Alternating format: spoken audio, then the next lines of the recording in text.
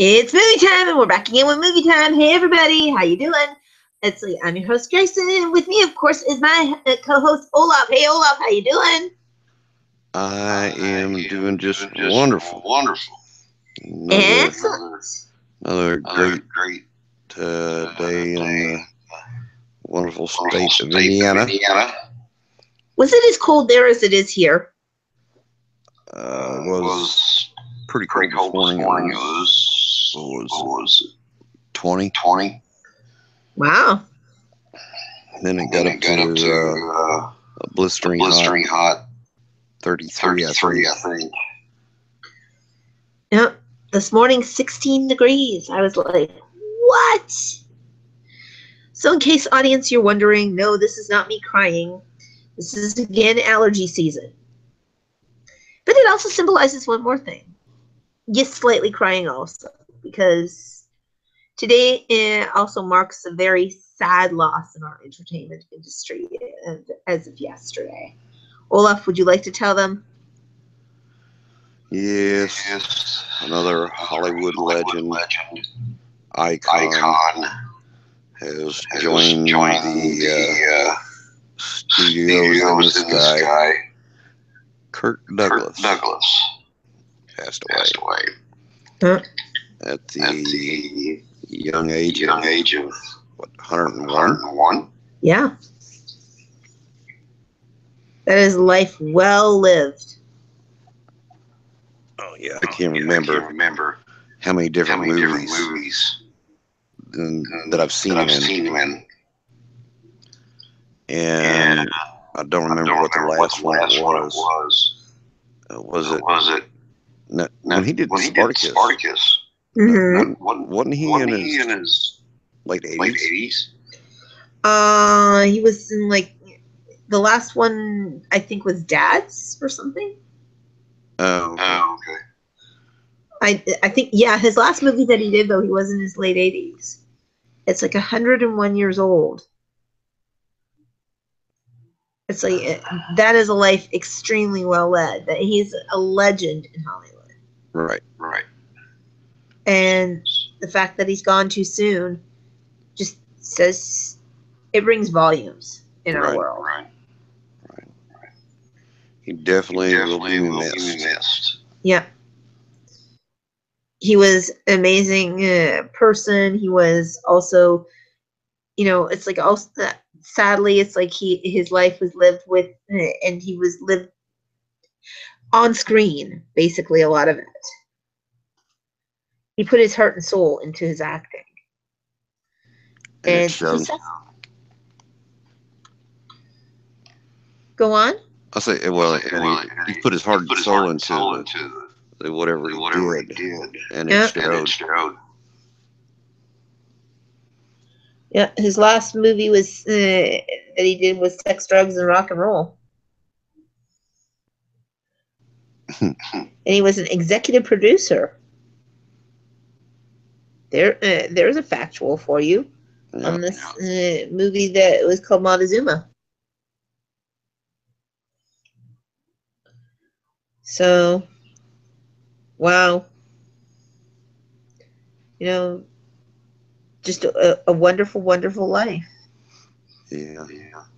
And he leaves behind a huge legacy. Yeah. 3 Academy Awards. It's like nominations, another 28 wins, 22 nominations. It's like, wow, just the list goes on and on. Right. Las Vegas Film Critics Award. He did an online it's like, wow. He won for as well for the Online Film and Television Academy Association Publicist Guild of America. He won a BAFTA award. Just a large body of work. Berlin International Film Festival. He was an honorary Berlin Bear member that he won. Wow. Just the lists go on and on. I mean, honest to goodness, it's like, wow. Just, as I said, a life very well lived. Yes. And sad to see that his grandson has his own struggles. But, he had the chance to see his grandsons grow up, his grandchildren around him, and like I said, Hollywood just lost a huge legend. So, yeah, it's like and also another one that passed away is a gentleman who was 55 years old and was in quite a few Native American movies. So we've got a big season coming up of a lot of great actors as well coming up. You know what they say, unfortunately, when one legend dies, new legends are born. Oh yeah. So we have a very interesting season coming up. But first, I wanted to talk about the article from the that has been on everybody's mind. A very huge crux of the show: the fact that we're on the internet,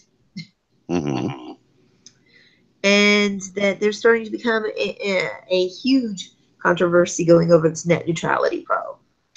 Now, the FCC, the organization who is actually trying to remove net neutrality in regards to that, is refusing to turn over records to the New York Attorney General in net neutrality probe.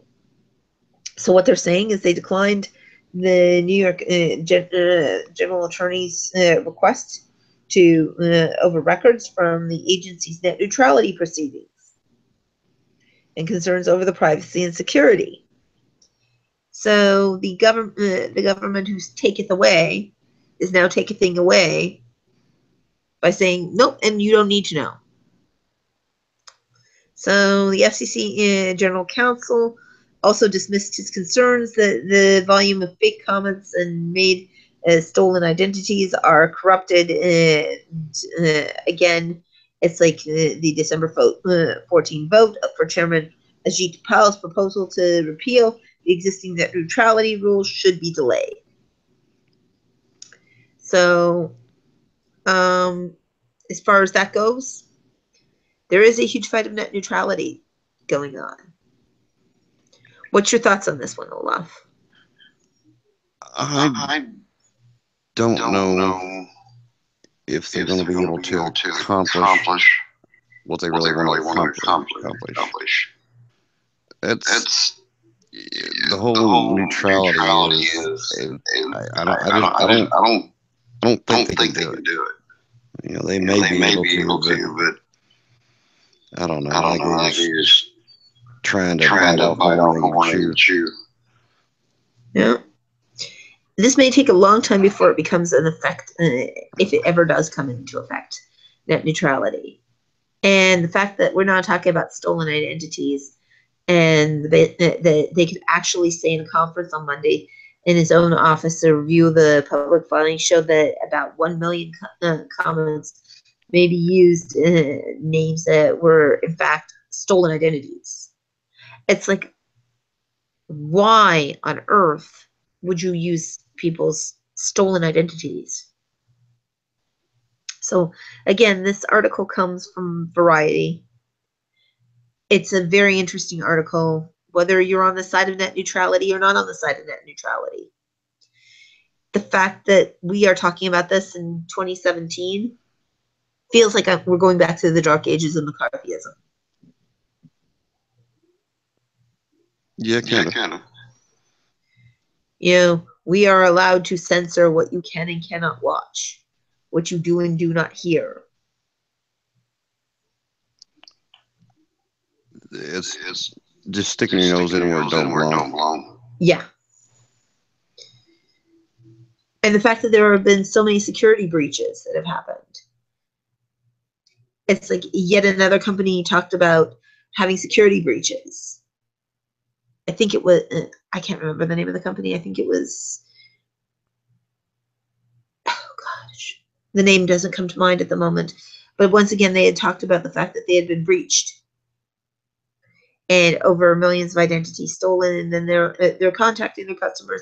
But fear not, we have no problems here. It's like, well, let me think about that, because the internet has had this problem, and suddenly my identity is stolen. This shouldn't be an issue, or potentially stolen.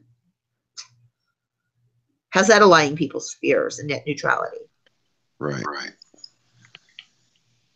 Yeah, well, it doesn't do it too well. No. And as far as that goes, it's like identity theft is identity theft. How they did it with net neutrality, what you're going to do is you're going to cause conglomerates. And as we've discovered in the worlds of computing as well, that it's like, yeah, there are some voices that go different, but everything seems to now have, like we said, it started off with everything was Microsoft. Now everything has to be Microsoft compatible or Apple compatible. Right. You can't have, it's like there are other coding programs like Unix, Linux, things like that, but they're not as popular. And again, even they have to comply with certain Windows software, even though they are their own coding language. Right. We're going to be basically having the same thing happen with the internet. Then where is the freedom of expression? I understand that you want to censor sites that you feel are hazardous sites, but that's an audience discussion. That's not a government discussion of what is considered to be a toxic story or not a toxic story. What it's like? Any final thoughts on this?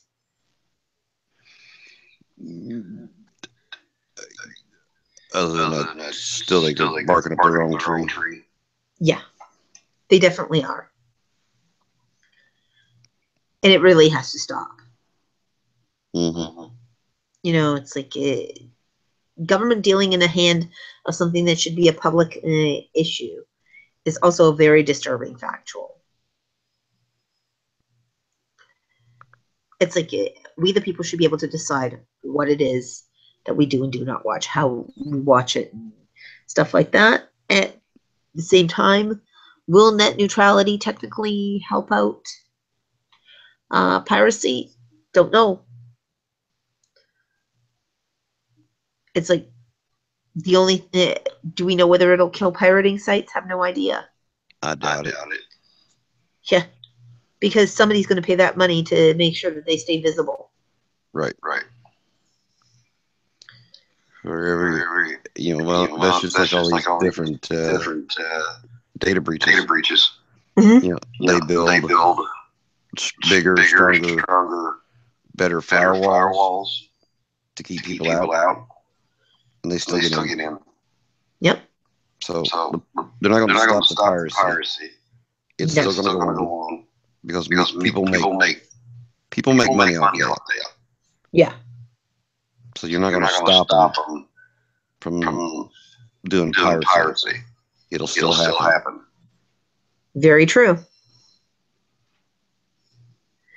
And also, folks, just in case that you were wondering, yes, this will be our last show of this particular season. We are back in 2018 for shows. So it's like, just as a little FYI, keep your dials open. You never know when we might pop up, though, even during the holiday, if somebody comes in forward with a great interview for us.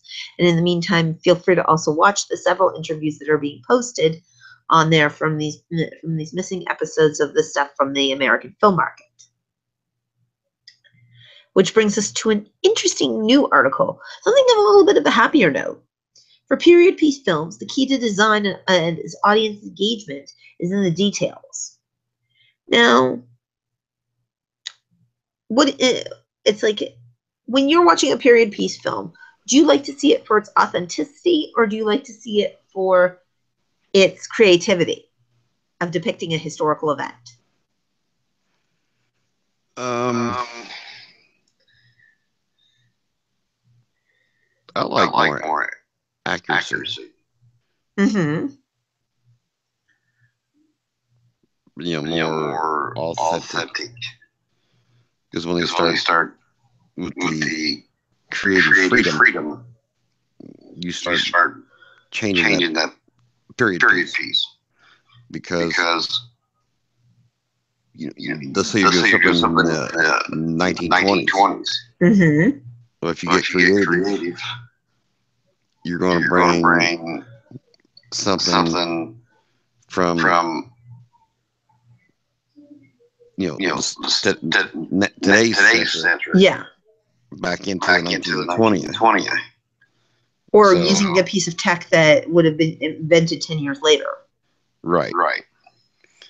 So as I said, rather than be authentic Mm-hmm. to the time frame or the time period that their movie is in. Mm-hmm. And not so much creativity outside of that particular period. Get creative with the technology that would have been available then. Yes. And not bring in a bunch of technology from now. Yep. Even if you try and age it sometimes doesn't work within the materials. So this article from Variety talks about exactly that. That film sets of recent history face the challenge of balancing accuracy versus with creativity. And that during pre-production, prop masters and set decorators working with the pictures to collaborate with their directors to determine just how closely they should copy the details of the period. Well, it's like they cite things like Dunkirk, who spent more than two million pilots gear for all of their props combined. So basically, it's like a lot of films have to hang this balance of whether you do things for creative purposes or do you do them for authenticity. I agree with you with the authenticity. It's like I like to see my period piece movies be as authentic within that period of time as possible, unless you are specifically doing it for a crossover purpose. Happens to be some sort of kind of a spoof or really comedic spin. Yeah, have a little fun. But not when it's a period piece. It needs to be authentic. Yes. And basically, what they said is that they, it's like they talk about in this article various films that used, and it's like one of the ones from Thurgood, for the movie Thurgood Marshall, the Supreme Court Justice movie. The person was quoted as saying, "My goal is to make the world that you enter, and you're never startled out of it." So basically, he's saying about making it as authentic as possible. At times, the best way to adhere to the highest standards is exactitude. It's like tennis rackets become a challenge. They are talking about the movie from the Battle of the Sexes, the Billie Jean King movie. So, as well, they say that the small, seemingly simple prop, it took over 4 or 5 people to find that very simple prop. And likewise, period guns aren't as simple. Thousands of soldiers need to be outfitted with them, and on 3 levels, from period-specific rifles to $16 toys that are aged and painted with 700 deep extras. So it also, it's like basically you have to understand the authenticity of some of the things as well that you're looking at. And then what they say is they share some of the secrets of aging equipment, like cement mixers on rocks, sand, and it's like baseballs and gears that tumble it together. it breaks it down into quite a bit. So they have some really interesting tricks of how to age some props and make them look authentic. It's like, yes, authenticity is huge when you're dealing with a period piece film. You want to make sure that that film depicts the era that you're looking for. Right. If you are 17th century, you want it to look 17th century. They didn't have phones or light bulbs then. One of the things we used to ask people to do if it was a movie that was period pieced prior to cell phones, we used to tell them leave your cell phone in the actual holding area. Right. Because we don't want it accidentally winding up in there. That somebody takes a call. Even accidentally. Or they don't take a call, but right in the middle of a very crucial scene, cell phone starts ringing. Yes. Yeah, not a good. No. Not the thing you want. So another thing that is authentic to details that a lot of people don't realize, the authenticity I love is also in the costumes, in the hair, in the makeup that they use. A lot of times, unfortunately, with a lot of period films, they try and still glam it up to modern day Hollywood instead of being authentic with the look. So it's really an interesting article. I encourage people to read it. Now, this brings us, though, to a segue, actually, into this next article. Are you going to be watching the Academy Awards this year, Olaf? Probably not. Interesting. Why would you say that? Because I'll either be at work or sleep. Ah. Seriously, I usually record what if I can't watch it directly. Hopefully, it's going to be a good host this year. I don't know yet who's hosting. But as award seasons are coming up, we came to an interesting article in the Hollywood Reporter. Oscars, decoding the best picture contenders with facts and stars. And there's something that's a fun one. It's like with the race for the big prize heating up, the Hollywood Reporter collects ridiculous amounts of data, where, how much, surrounding the top 25 challengers and comparing them with the ghosts and the winners of past. So how would you love to do this?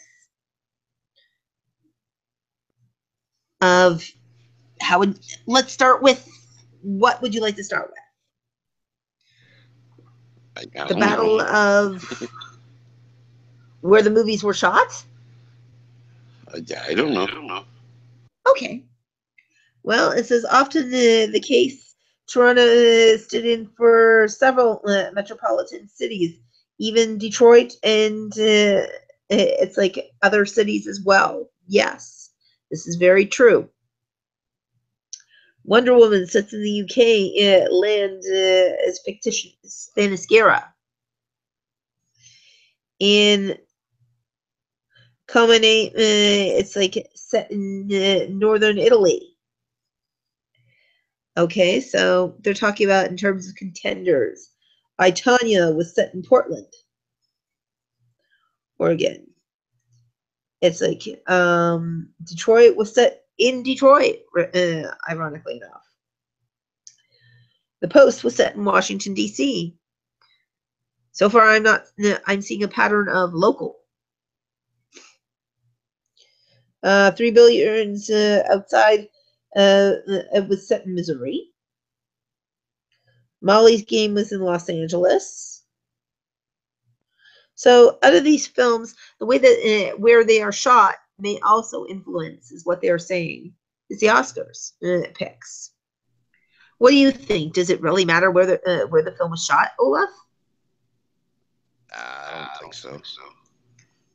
Not in my opinion. I don't think it holds water for me. No. It doesn't really matter where it's shot. It's how it's shot more than where. Fact versus fiction, indie versus studios. Fact versus fiction. Well, biopics have often a strong presence in the race. Fictional stories outweigh from based on true tales this year and historically. Well, 2017 contenders. It was about 60. It was about 60% fiction stories, 40%, factual stories. The winners from the past 30 years, it used to be about 75% fictional stories and about 25%. So true versus fictitious. Do you think that bears any weight? Again, not to me. Only thing is that Moonlight, though a fictitious story, I believe, was the Oscar winner, but it was based in some historical facts. So I'm not sure how this weight bears in terms of the Oscar nominations. Then there's the David versus Goliath effect. For decades, studios ruled in the past 25 years. It's been that in this year's race, indie films have spread across and become the majority, which is true. Yes, in the past, it's like studios did do that. Indies were a smaller part. Now indies are the majority. So yes, 2017's contenders are mostly indies as well, but that's because we know that the industry is shifting and changing. Do you think that bears anything in towards our Oscar contention? I don't. To me, it doesn't make. I don't see where it makes that much difference. But that's just my opinion. Yeah, it just means that it allows for more openness in categories. Timeline for contenders, traveling through the decades. So one movie at a time, whether you visit Queen Victoria, 1887, or the 1940s Battle of Dunkirk, Italy in the 1980s, there's a movie nearly every time period, basically in history. It's true. If you think about it,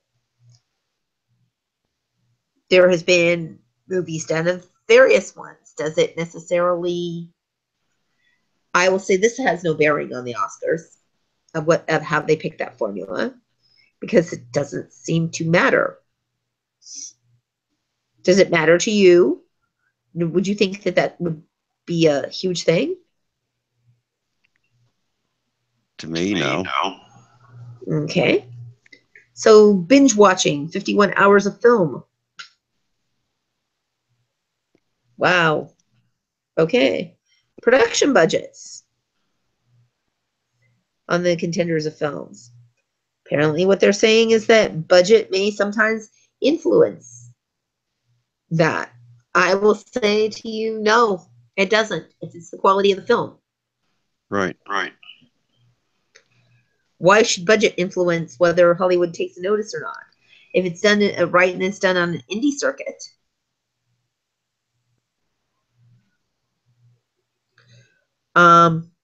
Doesn't really matter what it cost. Right. It's, did people see eyeballs on it? Did it get noticed by anybody? So you could have spent 10,000 or 10 million, but how was it done? Yep. I mean, the quality of it. I mean, not how it's done. Yes. But, the quality of it doesn't matter. What the budget was. And now they talk about gender balance or imbalance. War dramas predictably skew male-centric, with several picks with strong leading lady performances would pass the Brechtel test. So Battle of the Sexes, for example, skews both male and female equally, where they're trying to say Call Me By Your Name is both more male skewed. Darkest Hours, more male skewed. Dunkirk, very male skewed. Depends on how you look at it. Florida Project, very female skewed. And Lady Bird, somewhat gender neutral. So this article talks about how they choose it. Does it necessarily bear? Really? What do you think? I don't know. I don't think it makes a difference. No. That's just me. Yeah, it's like it really shouldn't make a difference. Yeah, I understand why they have to have a criterion, but the criterion is very narrow. And really, where it's shot makes a difference to you. Academy, honestly, okay. Okay. Which brings us, though, to an exciting article and our final article of the night. Hollywood Reporter's 2017 Women in the Entertainment Power 100.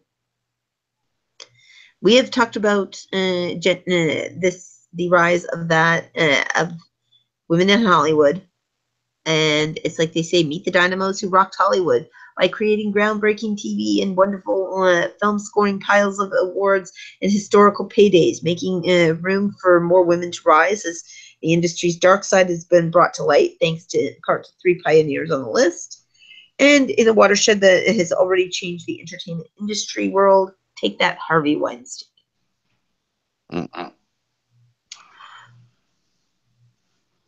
There you go. One of the people that they list in the category here, and they put it right away, Meredith Eyre, president of Universal TV Alternative Studios. She's in her first full year at Universal, and she's helped women coming up in Hollywood. And she says, "I challenge all women I know to operate at their highest level. Wherever the question arises of who is going to be put in charge, I ask, why not you?" So then there is Victoria Alonso. Obviously, I will not read off all 100 names. Otherwise, we will be here till the next year. And she's an executive VP at Marvel Studios. So she's been responsible for things like Guardians of the Galaxy 2, Spider-Man Homecoming, Thor's Ragnarok. If you loved them, hate them, that's the person who you go to.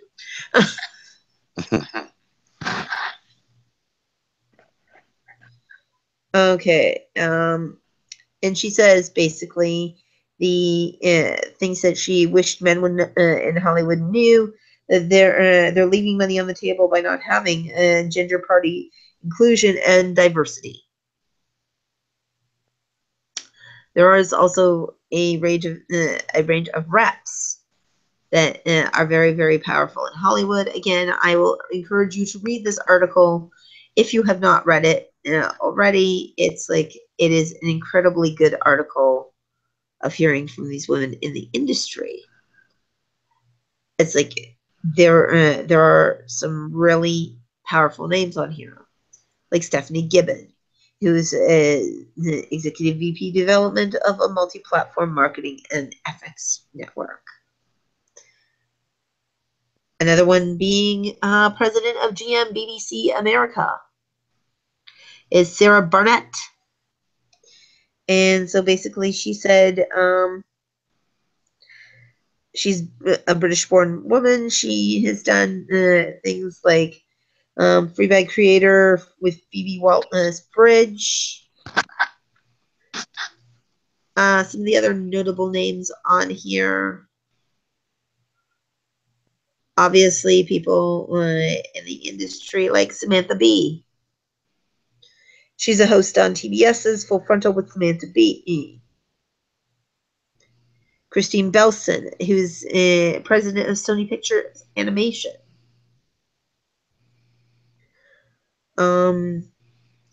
Let's see. It's like, as I said, the names go on and on and on, and really, each and every one of these women deserve, acknowledgement in regards to this. Gabriella Cartera, SAG-AFTRA.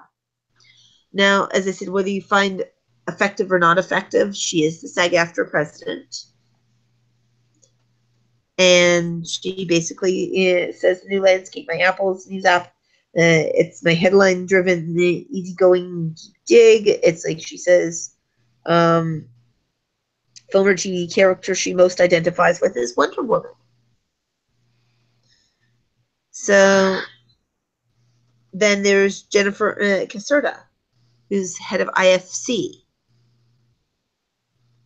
And she says, how it feels, what men should know in Hollywood is how it feels to be on top of your head hits the glass, when your head hits the glass ceiling. So yeah, we have a lot of very powerful females on here. Do any of them to you come to mind, Olaf? I just drew a blank. Viola Davis, There for you example. go. Yeah. Yeah. She is an incredible influence in regards to that. Ellen DeGeneres. It's like, she's a huge influence. And like I said, whether you love her, hate her, it's like, she is an incredible influence in the industry. Her opinions do matter to people. Right. Bonnie Hammer is another one. Gosh, there's so many on here. Megan Ellison. She's the CEO of Annapurna. Okay, Annapurna is a socially conscious media film production company. So basically, it's like it's like what she did is she's done Bond 2007. If anybody has heard of that, James Bond movies, things like that, and a lot of socially conscious films. There has been Tina Fey is a very huge influence. She's a writer. She's an actor, writer, producer. We all know the incredible list of credits to her name. Lisa Whale. It's like another one. Elizabeth Gabler. Patty Glazer, who's a partner in Glazer, Fink, and Howard and Shapiro.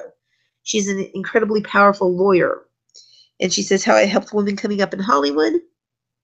It's like they actually engage me.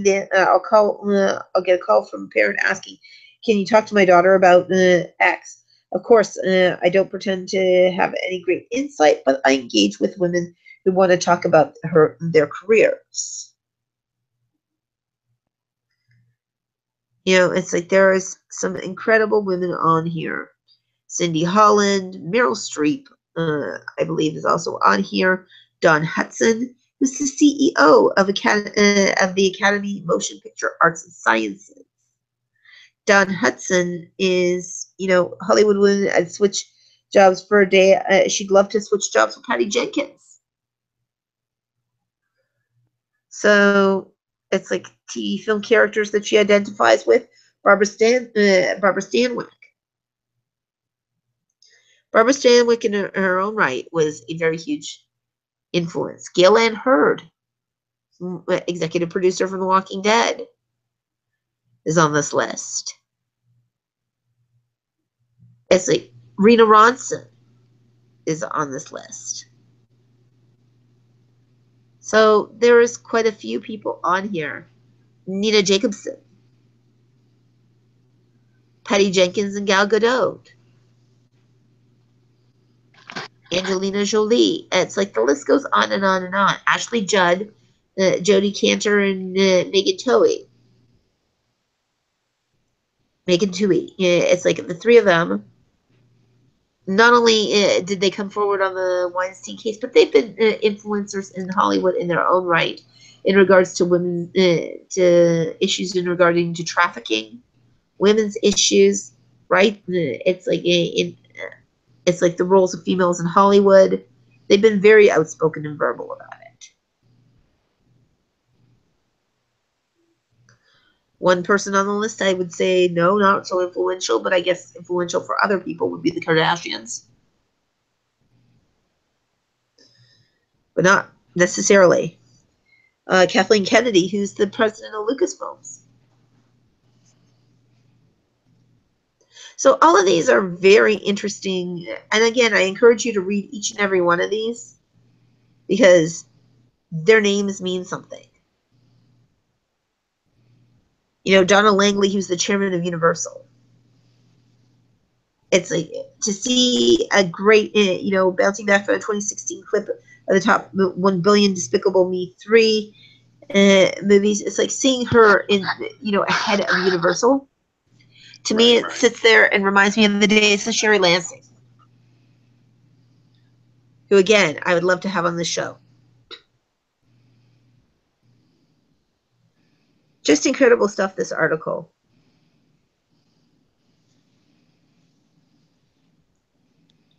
Just really, really great names in the industry.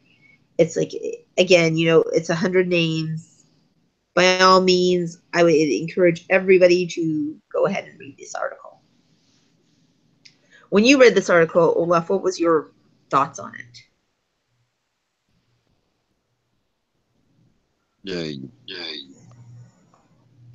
I just kind of browsed over it. Didn't really give it a good read.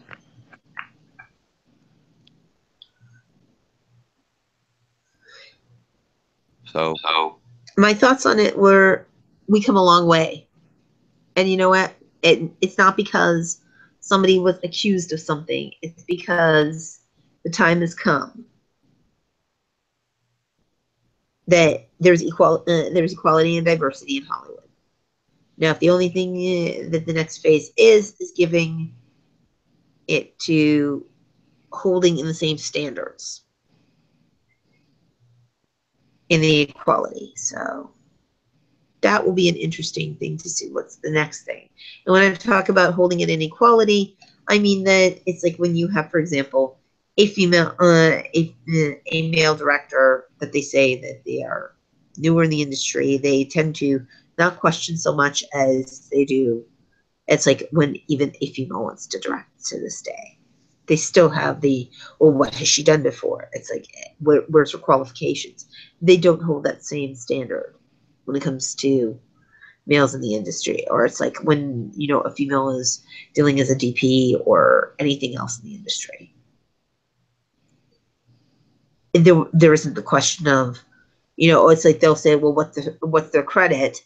But you don't have to produce an entire lineage that goes behind it. So hopefully someday that will become another form of equality.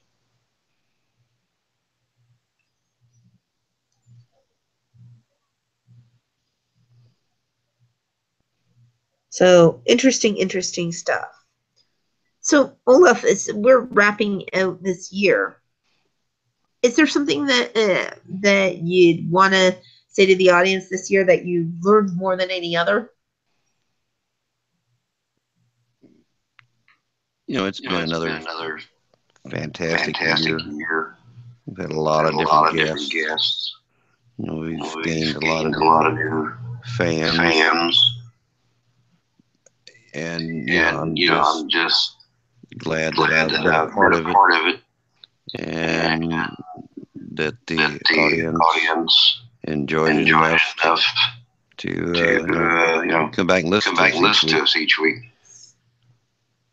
Definitely, and we encourage the audience to keep coming back and listening to us because, yes, like I said, 2018 we will launch again a new Movietime, and you'll get to see a whole bunch of new guests that are there, including some from the AFM, movers and shakers in the industry, different topics that are going to come up. And it's going to be an interesting time. It's like, so that said, how do they get you in social media? Well, you can stalk me on both Facebook and Twitter at Olaf Barbosa, but just don't stalk too close because I do get nervous and I do have an itchy trigger finger. And I'll probably say that one of the most interesting things of learning this year is filling in some of the holes that we had not had a chance to fill in before. Things like having our guarantors, having people like that coming in. You filled in a lot of blanks for us, Corky Kessler, being able to do some amazing things to cover up some legal holes that we had been going, huh? Well, shouldn't we ask a lawyer on that? Well, yeah, now we just did. And can't wait to have him on again to ask more of those kinds of questions and follow some of those interesting legal cases that are coming about. Ways that you can get me is via Facebook, Twitter. It's Not a Grayson at Movietime Indie. You can get me on LinkedIn, Bizipedia, on like I say, with four pages of internet footprint. If you can't find me, you're just not stalking me hard enough. So, any exciting holiday plans, Olaf?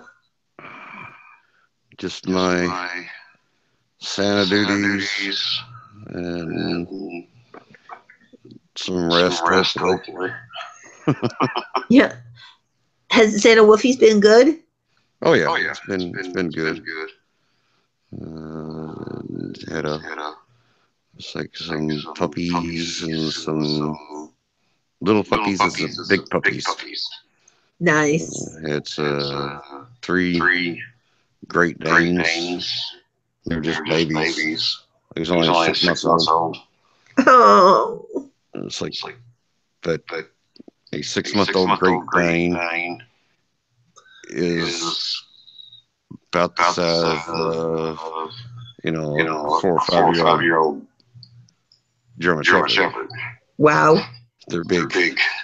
Yes. And any kitties?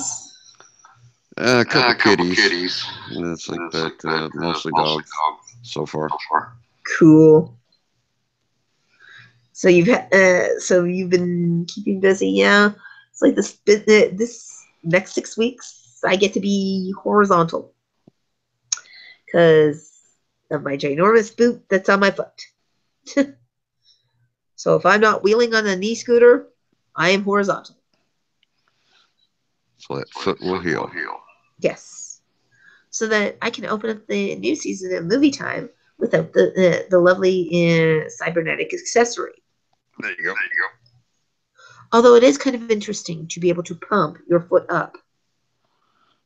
I bet it is. Yeah, it's like, but definitely not an experience I would like you, the audience, or you, Olaf, to experience.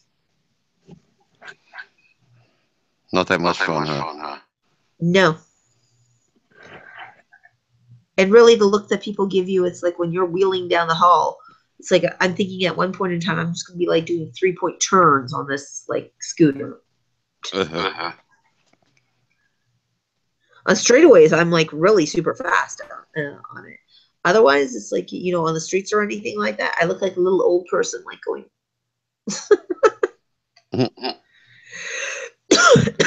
motoring along, single-footed. Insert YouTube video for those who have taken pictures of that.